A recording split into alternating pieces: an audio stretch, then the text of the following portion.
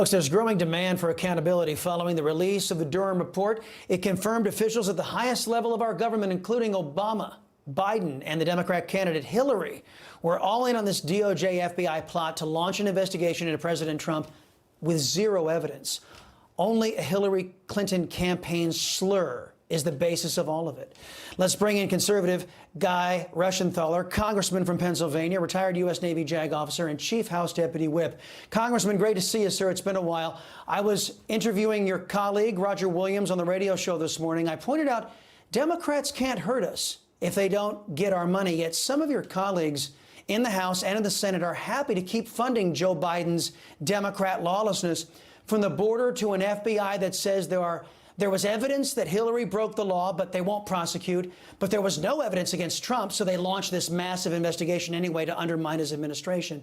In fact, those Senate Republicans voted to reward the crooked FBI with a brand new headquarters that's bigger than the Pentagon, Congressman. 9 Republicans, like Adam Crying Kinzinger in the House, also went along. Are House Republicans committed to defunding Democrat corruption that now defines this federal government? Well, there's a few things we have to look at, Chris, and thanks for having me on. I always appreciate it.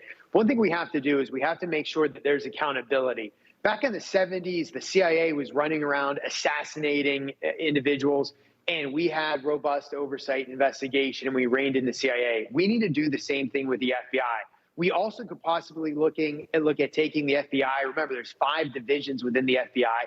Maybe each one of those divisions, Chris, should be its own agency, and that way you silo the FBI into the 5 divisions, and it would be much easier to appropriately fund those divisions and have robust oversight over those divisions instead of just having this monstrous federal agency.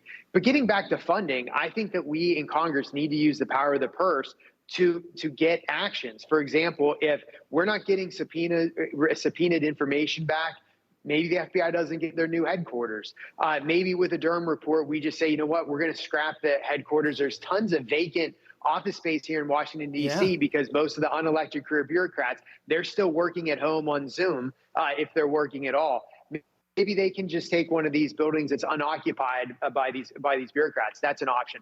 But there needs to be consequences. Right. What I'm afraid of is this FBI saying, nothing to see here. We've already taken care of this problem, which is nonsense because there's been no one that's held accountable. And then us having to wait 2 years until we have a Republican in the White House to have a DOJ that can actually go after these bad actors.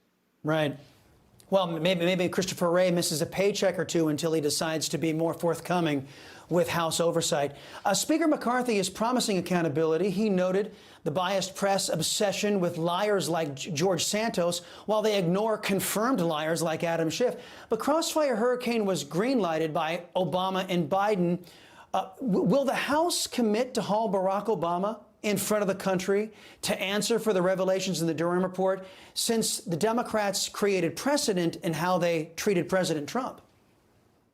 Well, and remember, if they did this to President Trump, the elected president of the United States, remember, he was coming in to office and they were still setting up him and Flynn and the others in basically a sting operation.